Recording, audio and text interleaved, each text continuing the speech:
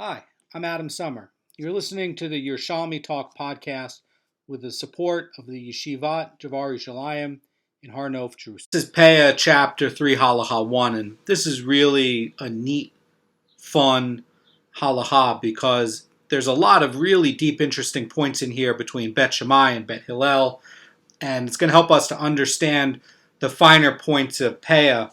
Keep in mind, the sages, Rabbi Yochanan says throughout the Shas and the Yerushalmi that the sages put puzzles in to sharpen the students' minds. That's going to help us to think about Torah issues in a much richer, more nuanced way. And this is also going to be important for people who are doing business because it's going to help you to understand property rights and divisions in a sharper way. So I really like this Mishnah a lot, and I really like the halacha a lot, and the explanations I think are really good. So I think we're going to have some fun with this one. The Mishnah is going to return to this matter of separations that divide a field for the purposes of Peah. And we were discussing that in chapter 2, halacha 1, 2, 3, and 4. And now it's going to get into the law where patches of grain are going to be planted between rows of trees.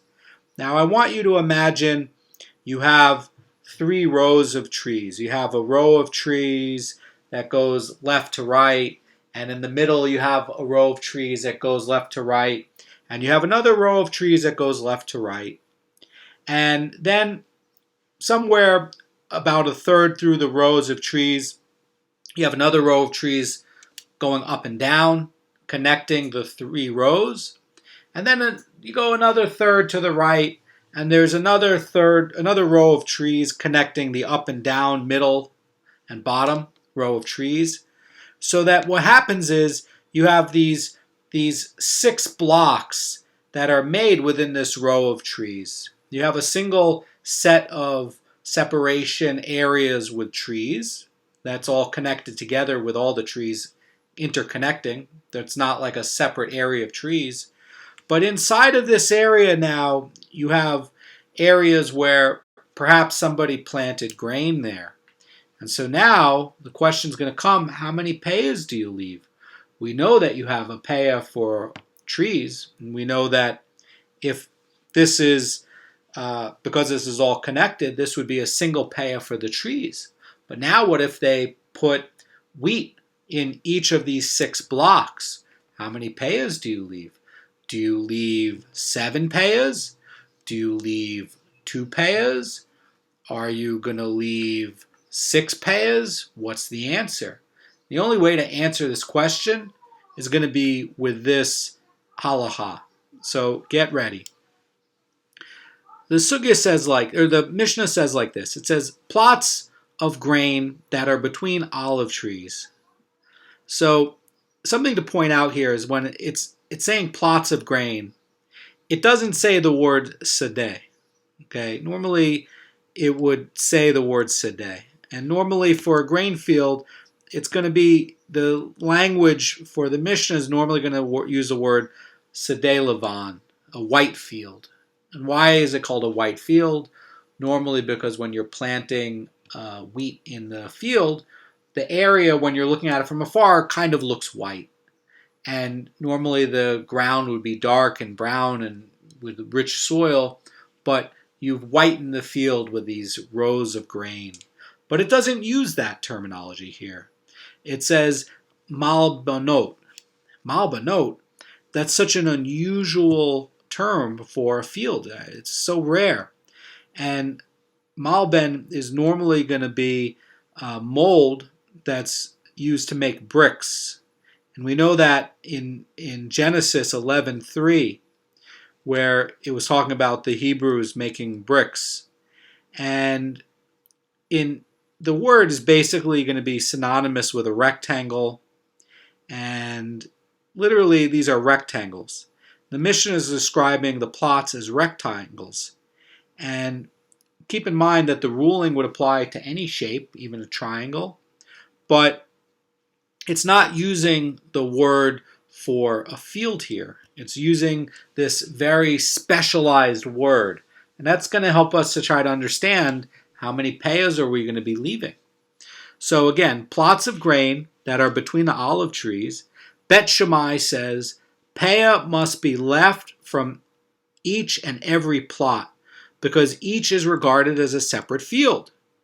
But Bet Hillel says, it suffices to leave peah from one plot for all of them, because they all belong to a single field. Bet Shammai agrees with Bet Hillel that if the ends of the rows merge for what these blocks would be, these rectangles would be, in other words, if so the ends of the rows merge, in other words, the adjacent blocks are linked, one may give peah from one plot for them all. And we remember that from chapter 2, where if you're going up and you're building along a hill, you're building up fields along a hill, if there's a row that connects even all the way up the hill, it's going to be one peah, even though the fields are terraced, but because there's this connection. So now what they're saying is that there's no disagreement between Bet Shammai or Bet Hillel on any of this, that if where these trees are ending and the fields continue out a little bit, it's gonna basically be where the rows merge, then everybody agrees that they're linked, and so then you'd be giving one peah for all of them, for one plot for them all.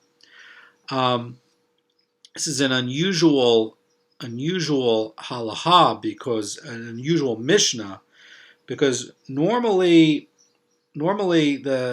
everything's going to take the side of Bet Hillel, and it's very rare to see where they're giving, the Mishnah is going to elaborate on the ruling of Bet Shammai, because Bet Shammai's opinion doesn't have a halachic standing when it's opposed to Bet Hillel. So this is a really unusual one. This Mishnah is really one of the few exceptions where it happens. So what could be going on? Perhaps the Mishnah's point is going to be halachically relevant, and the Gemara will state that where the trees are relatively close to each other, even Bet Hillel would agree that a separate peah is required for each plot of grain. But the Mishnah here teaches that even in that case, if the plots merge, a single peah is gonna suffice. So there's a lot going on here, and again, this is a very unusual Mishnah, and certainly the language in talking about fields is also unusual. Really, what this disagreement here is about Bet Shammai is saying that the trees are going to act as a barrier, and that's going to separate the plots into different fields. And Bet Hillel does not regard the trees as a barrier, and only in very specific circumstances is Bet Hillel going to say that the trees do act as a barrier. But his basic opinion is in this set of fields that we were just imagining, that it's not going to be a barrier. So again, this is going to come up to a big question. If it's going to be like Bet Shammai, you're effectively leaving 7 peahs. You're leaving 1 for the trees, and then you're leaving 6 for each of the blocks. And if it's going to be like Bet Hillel, you're leaving 2 peahs. You're leaving 1 peah for the trees and 1 for the blocks. So that's a very big difference. It's a very big difference. Now, the Mishnah is gonna talk about this, and the Gemaras are going to help elaborate it. And what you're going to see is that really there's not much difference between the opinions of Hillel and Shammai at all. It's only on a couple of very nuanced circumstances. So a lot of times, Bet Hillel would agree with Bet Shammai, and Bet Shammai would agree with Bet Hillel. So the Mishnah is going to move on, and it's going to talk about another situation that's going to involve these isolated patches. And in this case, a field was planted with a single type of produce, but some patches were still unripe at the time of the harvest. And if only the ripe produce is harvested, the field is going to be left empty, except for the isolated patches of unripe produce. One case where this could be is where maybe the fertilization, when the farmers come and they fertilize the field the next year, maybe it wasn't fertilized evenly, so that next year the patches are ripening at different times. And that's going to make an issue about what are we doing? Are we leaving one peah or two peahs? So it does matter because, again, peah is a thing that is the property of the poor, and it's somewhere in the produce. You have to separate out the peah to take it out of the produce before you can really use it. So are you leaving the right amount of peah? And did you get it out? So it does matter whether you're doing this correctly. It could be that if you're having one part that ripens earlier and the other part ripens a lot later, and you do it wrong, that you should have separated out peah for the latter half, and perhaps you didn't. You thought it was all one thing. And so inside of that second half of the harvest resides peah, and that obligation was supposed to be taken out. And so in a way, you've sort of stolen from the poor. It's very serious. The Mishnah says like this. It says, if one makes his fields into patches and leaves over moist stalks, in other words, he harvests only the ripe produce, thereby creating these patches of moist, unripe stalks. So he's separating out one part and leaving the other part. Rabbi Akiva says, when the late ripening patches are eventually harvested, peah must be left from each and every patch because they are separated from each other by the harvested land. But the sages say it suffices to give one peah for them all. So Rabbi Akiva is saying that the peah must also be left from the early ripening stalks at the time of the first harvest, and one peah is going to suffice for all of the early ripening produce because it was not divided into patches. But if it is divided into patches, according to Rabbi Akiva, that you're going to be leaving multiple peahs. And the sages are saying something a little different. They're saying that the harvest of the early ripening patches, at the beginning of the harvest for the entire field, is gonna mean that a single peah may be left from one of the late patches for all the late and early patches. But Rabbi Akiva is going to disagree with that because he's going to hold that the ripe and unripe produce are going to be effectively distinct species with respect to peah. And accordingly, when the first harvest takes place, the field is being divided into two species, the stalks that had already been ripened and those that were unripe. And since they were different species from the time of the first harvest, that harvest cannot be construed as belonging to the harvest of the remaining produce. So Rabbi Akiva in this kind of case is going to rule that the first harvest and the second harvest are really independently subject to peah. And when the second harvest occurs, peah has to be left from each of the patches separately. So if the remaining stalks had been fully ripe when the first harvest took place, Rabbi Akiva would agree that a single peah is going to be good for the entire field, because in that case he's going to regard the two harvests as a single extended process. But in this case, he's saying, no, it's really like two different species. And we're going to get into that. And there's going to be a qualification of the sages' view in the Mishnah. The sages concede to Rabbi Akiva in the case of one who plants dill or mustard in 3 places. Then he must give peah from each and every one. So, a little bit about this. Dill and mustard are vegetables, which are usually excluded from the laws of peah.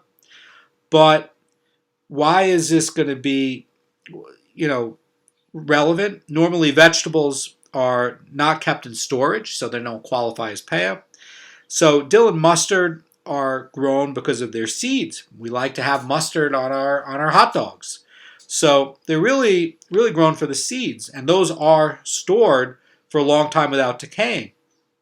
And consequently, those two species are not going to be classified as vegetables. They're going to be classified as something that's obligated in Peah because you're growing it for the seeds. So a little bit about that. Now, keep in mind, we're talking about these rectangles. Again, we're having these a strip of trees, olive trees, that's one row at the top, and then another row in the middle, and then another row at the bottom. Keep that in mind. And on 1/3 on the side of the olive trees, there's a line of new olive trees that goes from the top, connects the middle, connects the bottom, and all the way over to the other 2/3 down that row, there's another row of olive trees going up and down that connects the top, the middle, and the bottom. And so inside of that, we have these 6 blocks. And the guy goes and he plants his 6 fields, I guess, of wheat or barley. And that's the kind of thing that's being talked about to sharpen your mind. So let's get into it. The sugya says plots of grain that are between the olive trees. Now, I want you to point out that it matters that it uses the word olive trees. And it matters because, you could say, well, why is it talking about olive trees? Why not just trees? So there's a particular point here because, again, we want to figure out a very deep insight about the nature of Peah and the nature of separations. So this is really, really an amazing, beautiful sugya. And it says, it's going to talk about the difference between the Mishnah and a Brisa that comes up. And the sugya says, we learn the Mishnah as stating that are between the olive trees. But there's a Brisa taught in the Academy of Rebbe stating that, quote, that are between trees. And that's going to be specifying any particular type of tree. So that's really interesting. In other words, we have the Mishnah here, and the Mishnah is talking about between olive trees. And then there's another Brisa that was taught in the academy. And it was also taught that between trees. So you have trees that perhaps they don't bear any fruit, and then olive trees, which we know are subject to Peah, and they bear fruit. So what's going on here? So the Gemara is going to explain that these two versions do not disagree, but one is going to complement the other. And it's going to be used as a way to get a deeper insight to help triangulate what should the halacha be. So the sugya says, our Mishnah needs the Brisa of Rebbe's Academy, and the Brisa of Rebbe's Academy needs our Mishnah. And the sugya continues that had we learned only our Mishnah and not the Brisa taught in the academy, we could have argued, says the sugya, that Bet Shammai's rule that Peah is required from each and every plot of grain only when the plots are between olive trees, because an olive tree is something that itself is subject to Peah. In other words, what this sugya is saying is that it's going to act as a barrier between these plots of grain, and basically because if you just had one of these and you didn't have the other one to complement it, you would say the halacha is like Bet Shammai. And you'd say that Bet Shammai is effectively saying that when you're putting each of these plots between olive trees, and that, by the way, is something subject to Peah, that this new halacha is going to apply, that because it's subject to Peah, effectively it's going to be dividing this other thing that's subject to Peah. So again, it's going to look like you're going to be leaving 7 sets of Peah. That's a lot of Peah. So it's a very, very deep insight. The sugya continues. It says, but if the plots of grain are divided by another type of tree, which is something that is exempt from Peah, even Bet Shammai would agree that trees do not act as a barrier, and one gives Peah from one plot for them all. The sugya points out, it says, look, there's no disagreement. If you're saying that there's no fruit tree here, and the trees are not subject to Peah, Bet Shammai agrees. There's no disagreement between Bet Hillel and Bet Shammai. Bet Shammai agrees that it would not act as a barrier. And so then really what's happening is you're only leaving one set of Peah, because the trees are not subject to Peah, there's no Peah, and that each of these 6 blocks that are spread out between this strange layout of trees, you're saying that each 6 of these is not separated at all by these trees at all, and it's really just subject to one Peah. So that's really a chiddush. So the sugya is gonna continue. It's going to help us to understand what's happening here. It says, hence there is a need for the brisa of Rebbe's academy, and that's going to imply that Bet Shammai. This implies that Bet Shammai applies their ruling when the trees are going to be exempt from Peah. But the sugya says, conversely, if we had learned only the brisa of Rebbe's academy and had not learned our Mishnah, we could have argued Bet Hillel's rule. And so what was Bet Hillel's rule? Is that if you had a single Peah is going to suffice for all the plots. So the sugya says Bet Hillel's rule only when they're dispersed among the trees. So in other words, it could be construed as something that's going to be exempt from Peah. And the sugya continues, says that Bet Hillel's rule that a single Peah is going to work for all the plots only where they are dispersed among the trees, which could be construed as referring to something that is exempt from Peah. But if the plots were dispersed among something that is subject to Peah, like the olive trees, even Bet Hillel would agree that one gives Peah for each and every plot. Our Mishnah is therefore needed to teach that Bet Hillel applies their ruling even where the trees are subject to Peah. And thus it has been shown, says the sugya, that our Mishnah is necessary and the Baraisa of Rebbe's academy is likewise necessary. In other words, in conclusion, it makes no difference whether or not the trees are subject to Peah.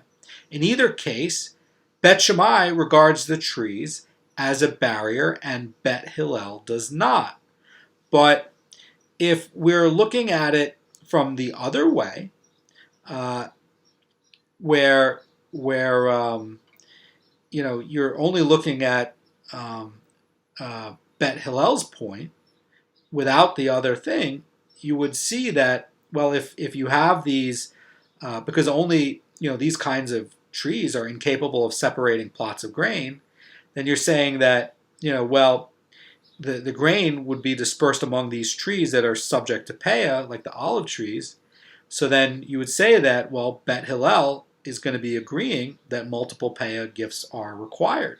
So in other words, you're not going to come out with the right ruling on what Bet Hillel would be saying, and you're not going to be coming out with the right halacha from what Bet Shammai is saying without both of these, without the Mishnah and the Baraisa. And that's really, really amazing, because it's effectively going to change the halakhic ruling of both of these, Bet Hillel and Bet Shammai, if you don't have both of them. And that's why Rebbe had both of them in the academy.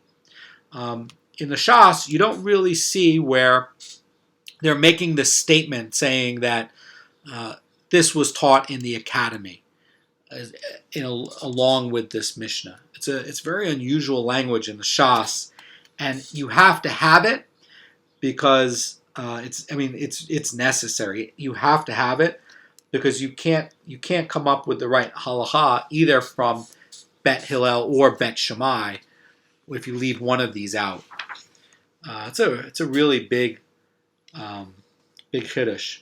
So the question for you, the listener, is going to be like, all right, well, where does Bet Hillel and Bet Shammai disagree about these rows, whether it's going to act as a barrier or not?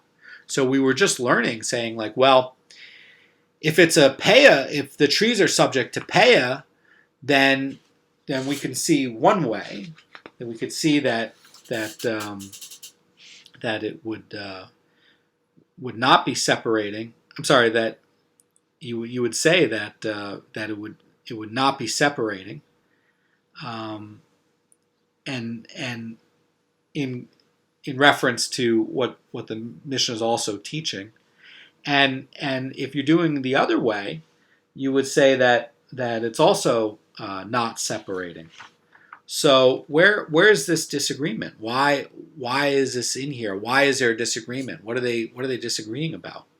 In a lot of the cases, there's no disagreement about this at all between Hillel and Shammai. So the sugya asks, what are we dealing with? In other words, what's going to be this circumstance where there's a disagreement? So the sugya says, if the trees are widely spaced out, even Bet Shammai would agree that one gives Peah from one plot for all the plots. In other words, just one Peah was not a separation at all. And the sugya continues and says that if the trees are very close together, even Bet Hillel would agree that one gives Peah for each and every plot. So in other words, that it would be a separation.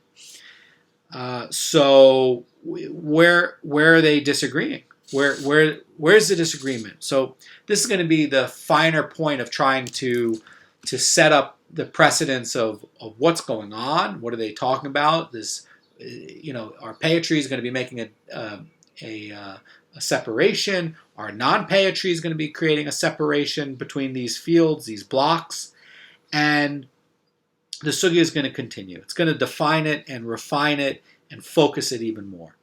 The Gemara answers. It says, rather, what case are we dealing with?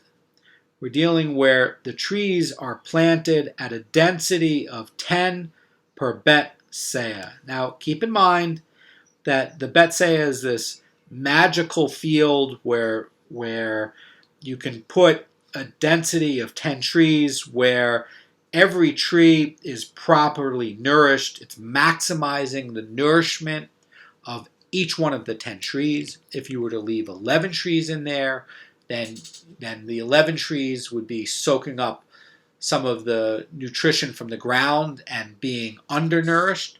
And if you were leaving 9 trees, then you would be losing out on space as a farmer for what you could be nourishing. So 10 is an optimal amount that maximizes the number of trees that you can plant to maximize the amount of nutrition that's being taken up with the root system of a tree. Carob trees do not apply.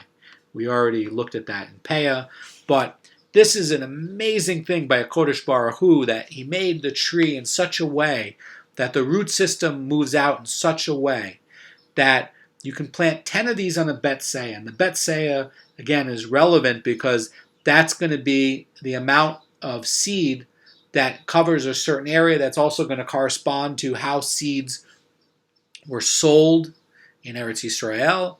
And that measurement of how seeds were sold in Eretz Yisrael corresponds to other measurements in the Torah, like how the mikveh is and connecting to challah itself.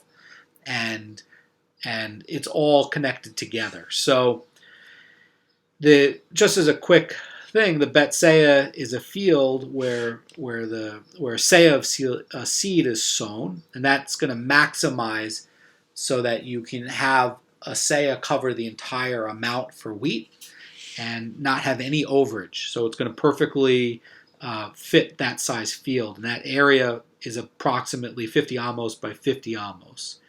And within there, you could have, if you want to have an orchard, 10 trees in the bet seah, and that's going to optimize the nutrition of each of the trees. And so it's amazing how the farmland gets standardized and the sale of seeds gets standardized, and that the sale of seed is going to correspond to other measurements in the Torah, like how mikveh and challah is measured and quantified. Very, very deep how it's interlacing into the land and into the halacha.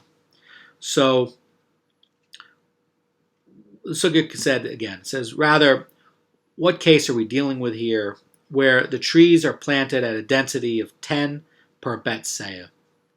Bet Shammai the sugya says, regards them as sufficiently close together that they divide the plots of grain into a distinct field, whereas Bet Hillel regards them as spread out so that they fail to divide the plots. So that's really interesting. In other words, Bet Shammai and Bet Hillel disagree only where the trees are spaced out at a density of 10 to Bet Seah. And if the trees are more concentrated, Bet Hillel agrees that Peah is going to be required from each plot of the grain. And if the trees are less concentrated, Bet Shammai agrees that a single Peah is going to be fine. So the one point of this disagreement is only when it's getting to this magical measurement of the land, 10 trees per Bet Seah. Then what? So really you're talking about really the precision and the accuracy of how Bet Hillel and Bet Shammai are thinking about the halacha and the land and everything else. In other words, if you're saying it's too spaced out, you could say that the farmer was not very precise and he's not really considering it to be a barrier at all. And Bet Shammai would say, no problem, it's just one set of peah. He's not doing it dafka as 10 trees per Bet Seah measurement system. So he's really not that concerned about it. And because he's not concerned about it, you could say, oh, well, it's not a separation at all. And Bet Hillel is saying that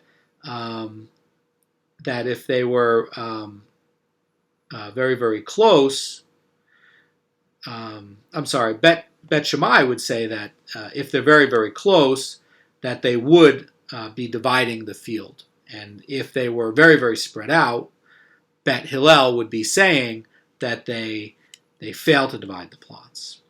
So the Gemara is going to explain why Bet Shammai rules as they do. Where is Bet Shammai coming from here? So the sugya says like this. It says, what is the reason of Bet Shammai? And they hold that it is not the way of people to introduce seeds, such as grain among trees. The trees therefore act as a barrier that has separate plots of grain. Well, that's very interesting. In other words, they're saying because this is not a usual way to plant fields, and only where you're having 10 per Bet Seah can you see that there's something specific going on with the mind of the farmer. You could say that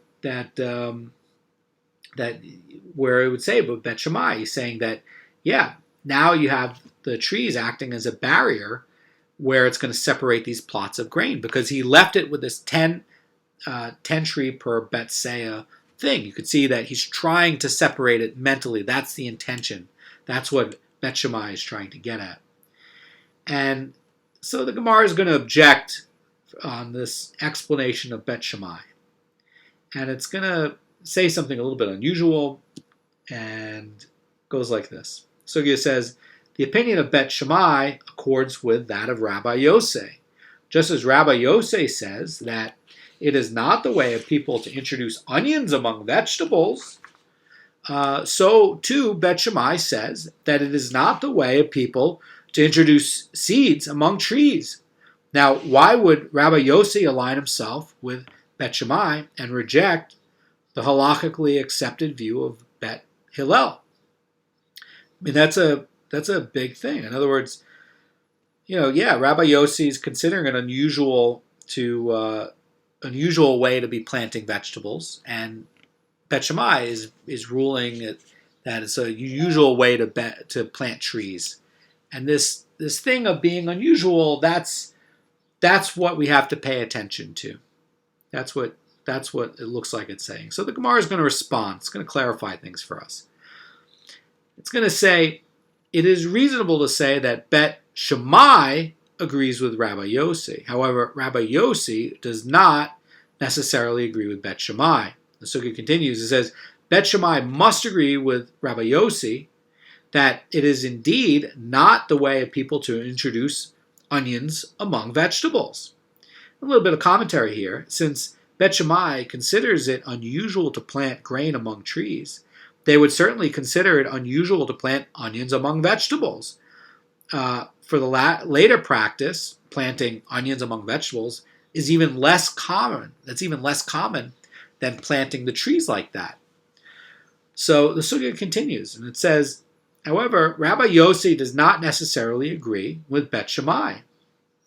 And he says, for he could hold that it is the way of people to introduce seed among trees. So effectively, they're both agreeing that it's a very, very unusual way to plant onions among vegetables. Bet Shammai agrees, Rabbi Yossi agrees, no disagreement.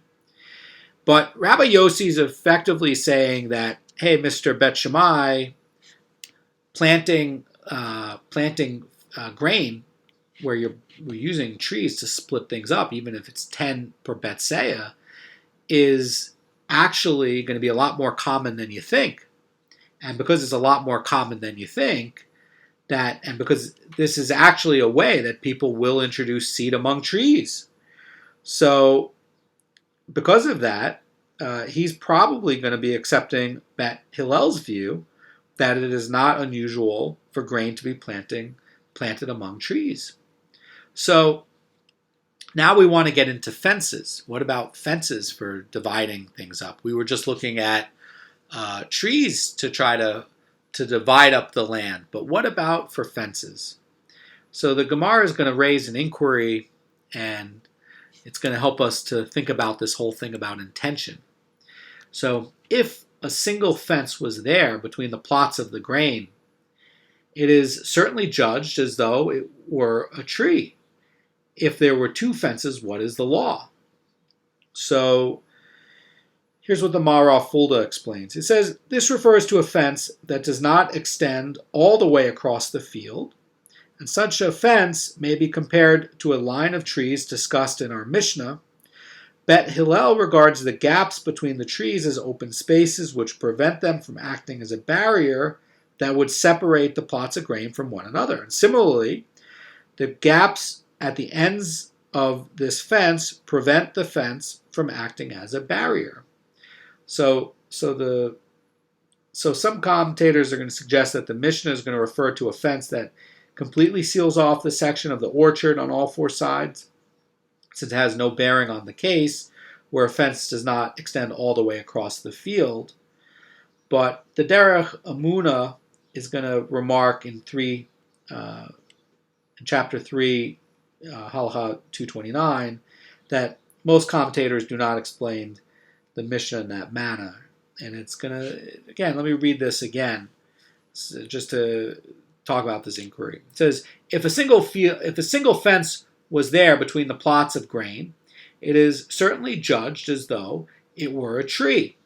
If there were two fences, what is the law? So the Mara Fulda is going to continue this explanation to help us to understand this. It's going to say that if there's a single fence that's perpendicular to the first one, in other words, it's just some crazy guy built two fences next to each other, and they're very close to each other, effectively, to the first one. Mara Fulda says, do we say that the owner has demonstrated his intent to isolate the grain behind the fences? Or do we say that the first fence still lacks the capacity to serve as a barrier on account of the gaps at the ends? So remember, we were talking about if a fence extends only across a small portion of a field's width, it is no better than a single tree, which certainly is going to fail to act as a barrier.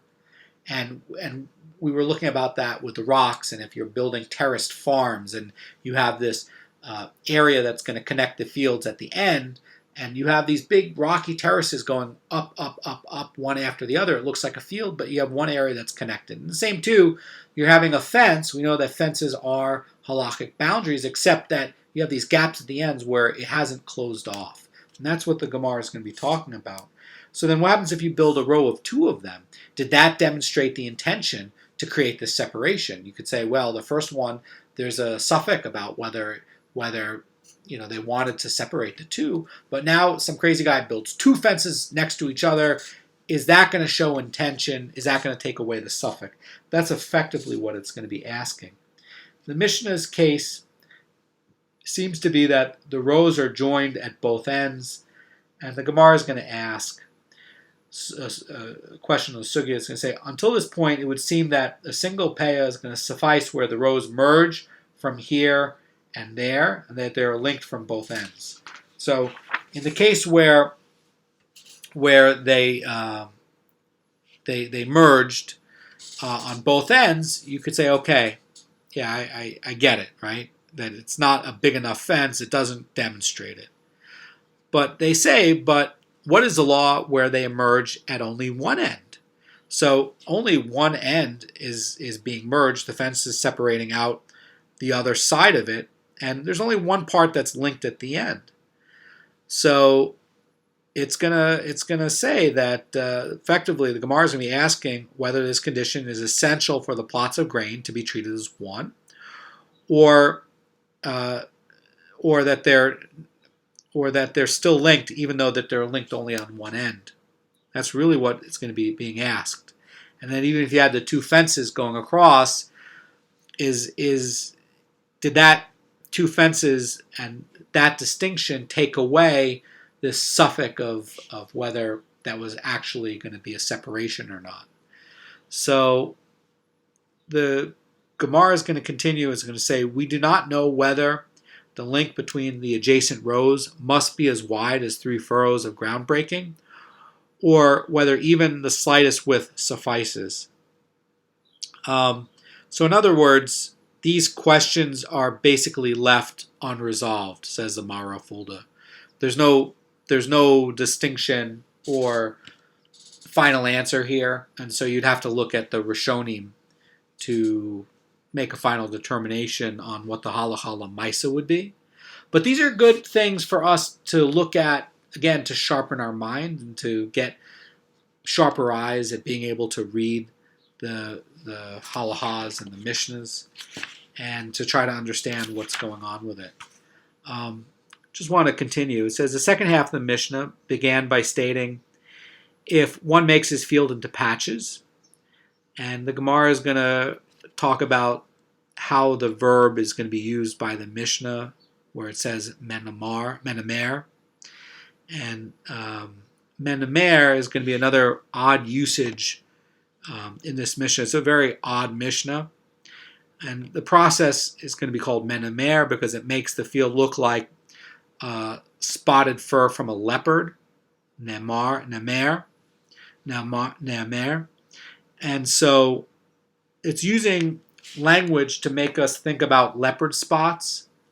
Again, the way the harvesting is taking place is it's making the field look like leopard spots. When you stand away and you look at it, it's being done in patches.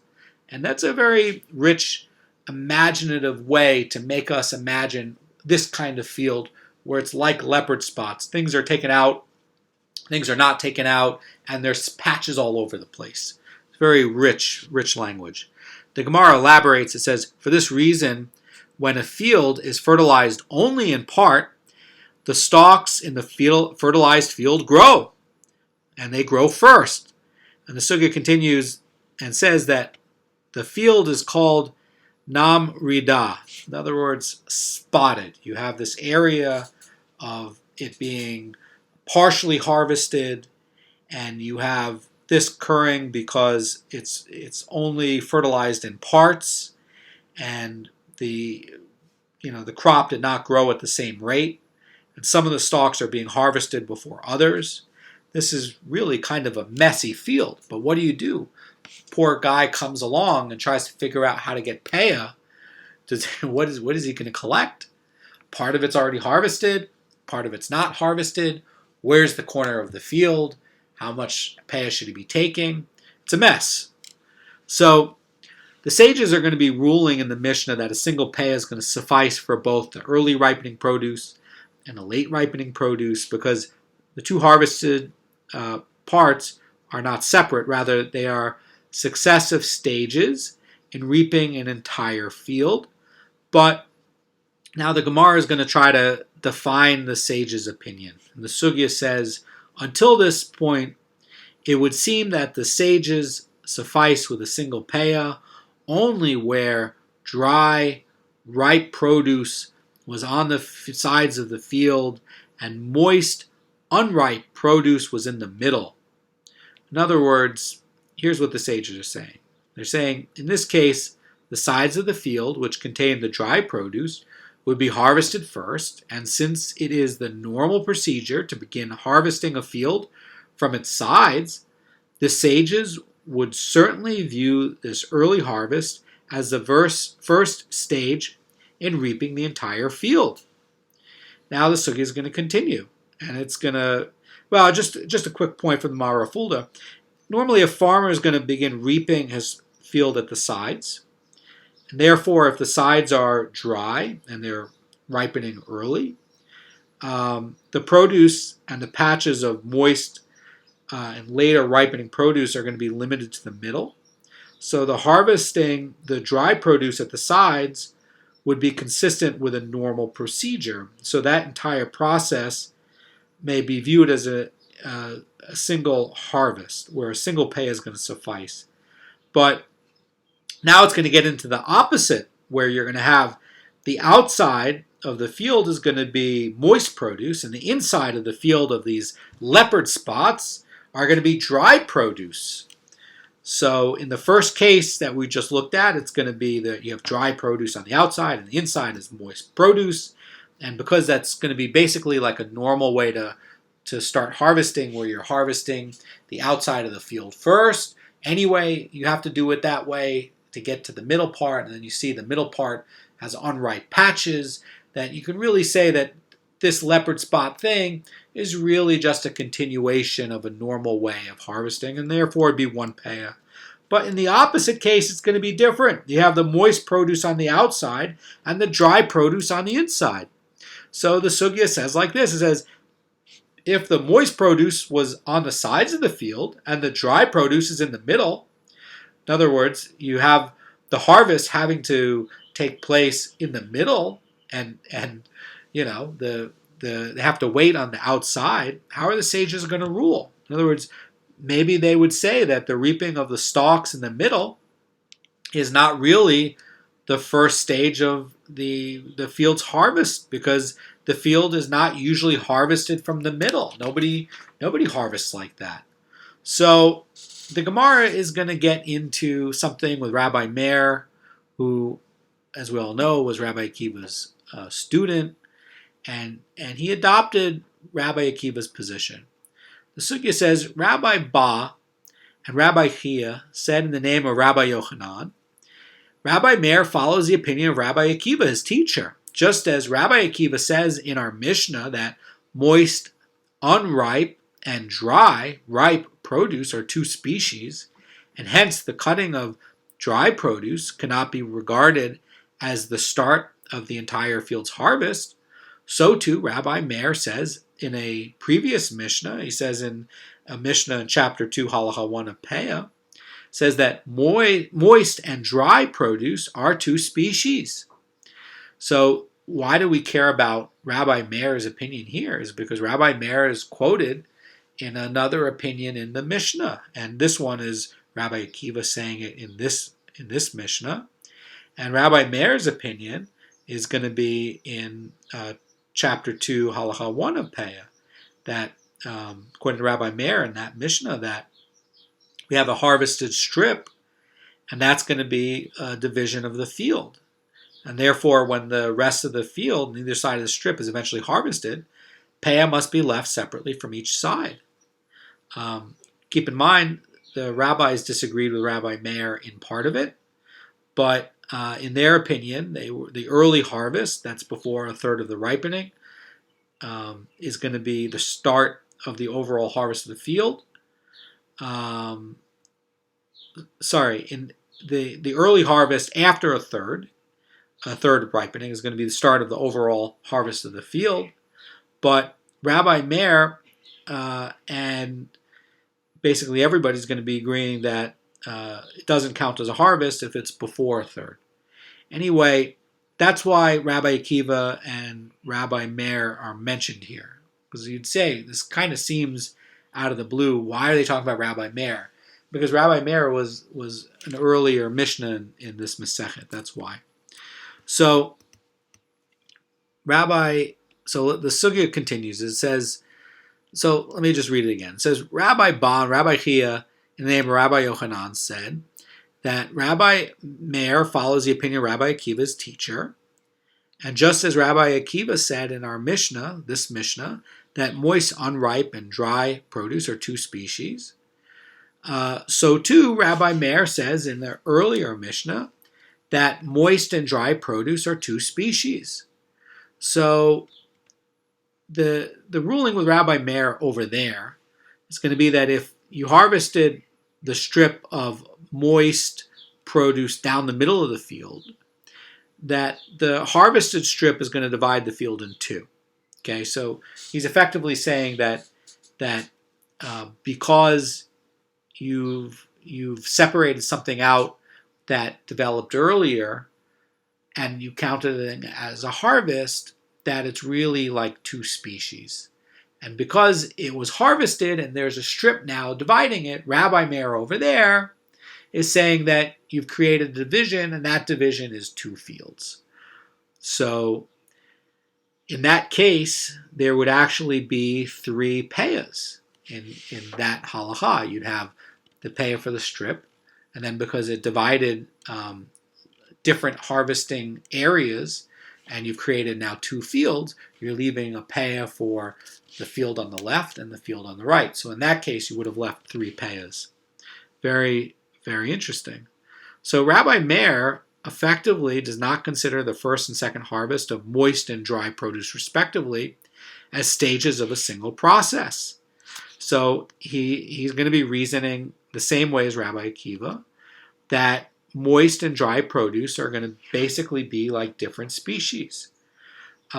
Just a note about this, if the moist and the dry produce are distinct species, the harvest of moist and dry produce has to be regarded as separate. That's why they're saying that it's like another species, because it's really the produce harvesting is being separated. So basically, when the farmer eventually is going to harvest the dry grain on the other side of the prematurely harvested strip, he's not continuing the earlier harvest of the moist produce, he's just beginning a new harvest. And at that time of the new harvest, the field is going to be divided into a strip, and that field has to be separate, as treated for two separate fields of peah. So where could this be happening? Again, this could be happening where you had uneven fertilization in a field.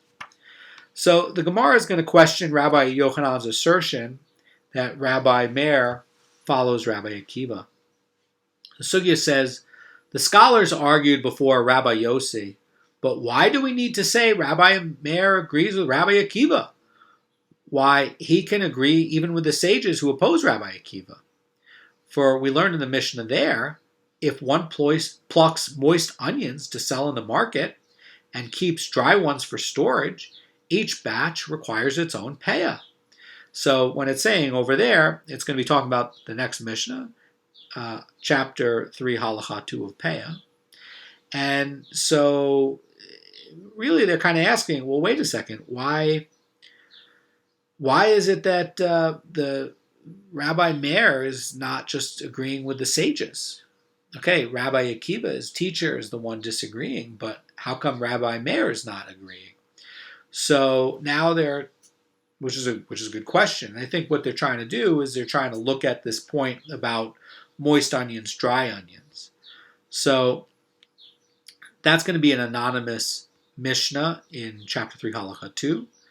And that anonymous Mishnah, we assume, is going to be following the sages. And since that Mishnah is going to be recorded right after it, it's going to be anonymous. And just sort of like in the Mishnah talk, because it's coming right after this one, and it's anonymous, we're going to assume that's the sages. That's generally how the logic and structure of the Mishnah is going to be organized. So that's why we can assume that's going to be following the sages. So their ruling over there is going to be on the moist and dry produce of different species, specifically being onions. So in this case, we were talking about general produce, and in that one, we're just talking about the onions. Now, something particular about onions is with dry produce and wet produce. This is going to be a halacha l'Moshe l'Sinai. So just like we had a halacha l'Moshe l'Sinai on different varieties of wheat, if you're planting white wheat and brown wheat in the same field, that's something that logically we can't derive it by logic. We can only know the correct halacha through the tradition. Same too with the onions. That's why the onions are being categorized out versus other types of produce. And kind of what's happening here is we could look at it and ask a question is, well, wait a second, is Rabbi Akiva and Rabbi Meir effectively saying that because we know over here that the wet and the dry onions are like this and it's a halacha l'Moshe l'Sinai, they could be extending it forward to the other types of produce that could be divided into wet and dry. So that might be another way to look at it and what's happening with Rabbi Akiva. So let's look at Rabbi Yochanan's statement and how they're going to try to defend this idea about the dry and the wet ones for storage. Rabbi Yossi says, we can derive from that Mishnah that onions intended for the market and onions intended for storage are treated as two species. But can we derive that moist and dry onions are two species? In other words, there's not going to be a basis for such an assertion. So what's happening here? What are the sages saying? In other words, the sages are holding that moist and dry produce belong to the same species. And so we could say that, Rabbi Yochanan is correct in saying that Rabbi Meir, who's classifying moist and dry produce as separate species, is going to be disagreeing with the sages. So again, it's kind of curious why Rabbi Akiva and Rabbi Meir are disagreeing, and what exactly is the point of Rabbi Akiva and Rabbi Meir? They're trying to make a point by talking about and extrapolating this from the wet onions and the dry onions for storage versus taking to the market and to other types of produce. So perhaps implied in Rabbi Akiva and Rabbi Meir's position is that just like you have storage for the dry ones and taking the wet ones to the market, effectively making it like two species for the onions, they probably are saying that you would be doing the same thing for any other kind of crop. You'd be taking the dry one into storage and the wet one sending to market. And just like over here, you're treating it like two species in the halacha that we know from Moshe, that it must be for the other ones. So their point is not an unreasonable point. It may not be the halacha, but their point makes sense. The Gemara is going to present a situation where one makes his field into patches, and Rabbi Akiva is going to agree that it's a single peah. So the sugya says like this. It says, if when the early ripening stalks were harvested, the remaining produce was partially moist and partially dry, in other words, it had begun to ripen, even Rabbi Akiva agrees a single peah is enough. So, in other words, the Mara Fulda is helping us here to understand and saying that Rabbi Akiva requires multiple peah gifts only where the remaining produce was still growing at the time of the first harvest. If, however, it is already grown, and even if it's not yet ripe, Rabbi Akiva agrees that the two harvests are considered one, and a single peah suffices. So that's a good way to try to understand it from the vantage point of the Mara Fulda. And now this is going to get challenged onto what it's going to get, not just challenged, but more refined. Okay? So the sugya says, but we learned in our Mishnah, the sages concede to Rabbi Akiva in the case of one who plants dill or mustard in 3 places that he must give peah from each one.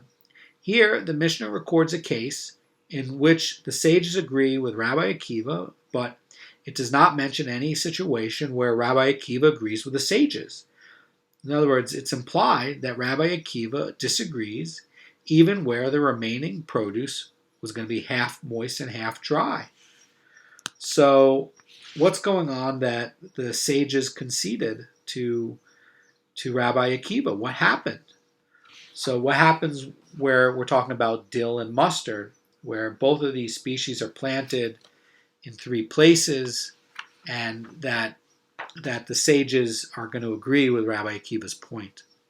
The Sugya says this is the meaning of the Mishnah, and what it wants to do is try to dispel any kind of interpretation that's a little bit off, and it's going to say specifically like this. The Sugya says, this is the meaning of the Mishnah, dill in 3 places, or mustard in 3 places. So the Gemara now is going to try to explain why the sages agree in these cases that 1 peah does not suffice. The Sugya says, Shmuel says, it is because the first plant that ripens among them does not wait for the last plant among them. In other words, the plants of dill and mustard ripen and are picked at different times. So what's happening here is that, and we're going to look at the Maraful to help us to explain it, that he says that when a farmer notices that dill or mustard is beginning to ripen and dry, the standard practice is to pluck it and leave the other moist plants in the ground. And since the farmers typically divide a crop of dill or mustard in this manner, even the sages agree that dry and moist plants are deemed a separate species. And the sages argue with Rabbi Akiva only with respect to grain and the like, where most farmers are going to wait until the entire crop is ripened and then harvest it at the same time. Since in the case of grain, the standard practice is to reap the early ripening dry stalks at the same time as the late ripening moist ones at the same time. In other words, they wait.